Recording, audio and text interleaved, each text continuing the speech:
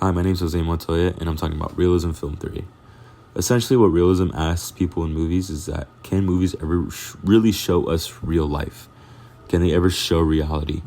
Essentially, what realism is a filmmaking approach that prioritizes authenticity and strives to represent life, characters, settings, and events as realistically as possible. It focuses on the mundane, everyday aspects of human existence, aiming to create a sense of familiarity and emotional resonance within the audience. A film critic named Andre Bazin, he had a lot to say about this. In The Evolution of the Language of Cinema, he talks about two main ideas.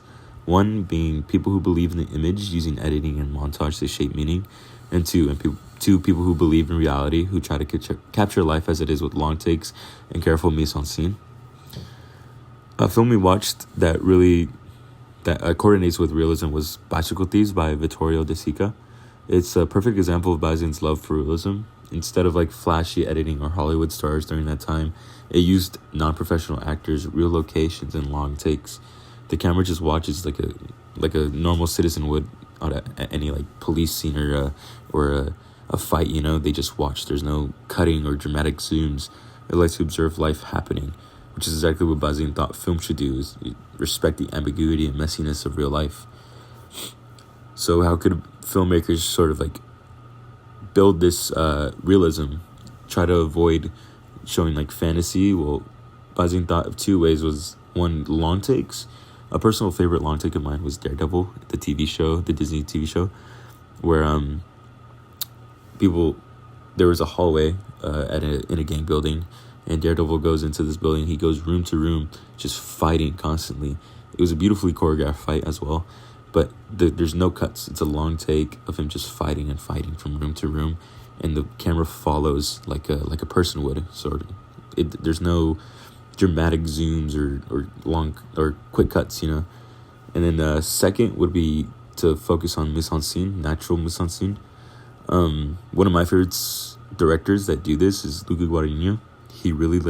He dedicates shots to building the scene, using real locations, natural lighting, and actors who blend into the world, not someone who would stand out. Now, if you compare that with Sergei Eisenstein, he was all about montage.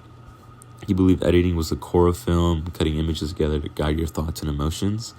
It was powerful for sure, but Bazin thought it was too manipulative of what reality really was. And instead of showing you that, Eisenstein tells you how to feel about it. So, how does that connect to modern film? A recent film that came out by A24, directed by Ray Mendoza and Alex Garland, was a film named Warfare. Warfare was about this Iraqi squad in 2006 during the Iraq War, where they have to get extracted from this building after one of them suffers a serious injury. And they used horrifyingly real effects to display the horror of war. And it's not beautiful. It's messy and heartbreaking. So movies in my opinion, can't ever be truly objective, but some do come closer than others with realism. Whether it's Bicycle Thieves or Call Me By Your Name or Warfare, there's just something powerful about film that just watches life happen.